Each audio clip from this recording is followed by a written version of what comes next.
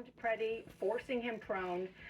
At what point, in your view, and just watching this video, does he still pose a threat to officers? And you see one of them remove his gun and walk away, but it seems that the more officers that are there, the more chaotic the scene actually becomes before they start shooting at him. Yeah, so when you look at that video, when I observed the video, and I think of the statements from DHS, first of all, claiming Mr. Preddy was attacking law enforcement officers, I don't see that with the video that they've released.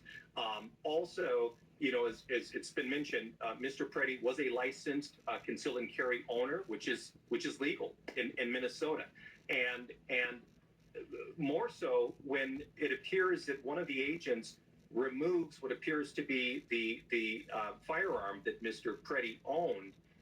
That is taking place, at least with the video that I've seen, certainly what CNN has released, before the shots ring out. So you have to ask, a reasonable officer has to ask, what was the threat where you would need to use deadly force on Mr. Preddy? And that's where it's in conflict with what DHS statements are and what you visually see in that video. You mentioned that police officers are trained to de-escalate in a situation like this, and I want to play sound from your successor, the current Minneapolis Police Chief, Brian O'Hara, from over the weekend, who made clear that officers find themselves routinely in dangerous situations, in situations where they have to remove guns from suspects as well. And here's how he described how they are trained to handle those types of situations.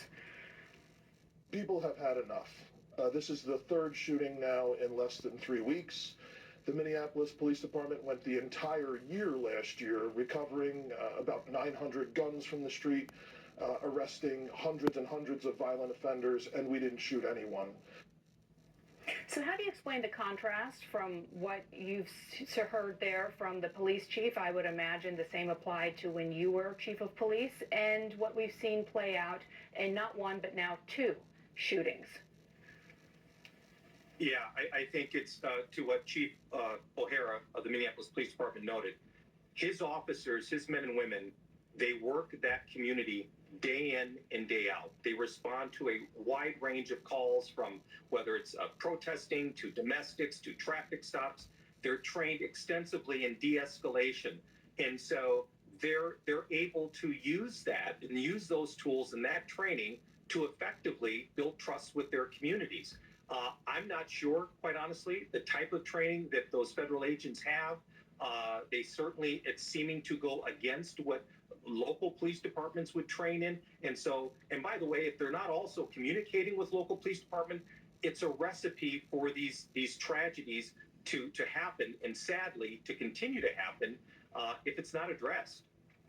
It is interesting how the White House, how President Trump has responded to this shooting relative to the shooting of Renee Good. He said that there's an investigation going on, and he also sent border czar Tom Homan to Minneapolis, said that he will be reporting directly to him. There had been some reports of perhaps some tension between Kristi Noem and Tom Homan, that perhaps she was marginalizing his role here. It sounds like the president is giving him more broader authority. And then there was just this post on Truth Social that the president put up just moments ago, where he said, Governor Walz called me with the request to work together with respect to Minnesota. It was a very good call. We actually seem to be on a similar wavelength, and then said that he is happy that there's so much tremendous success in Washington, D.C., in Memphis, Tennessee, New Orleans,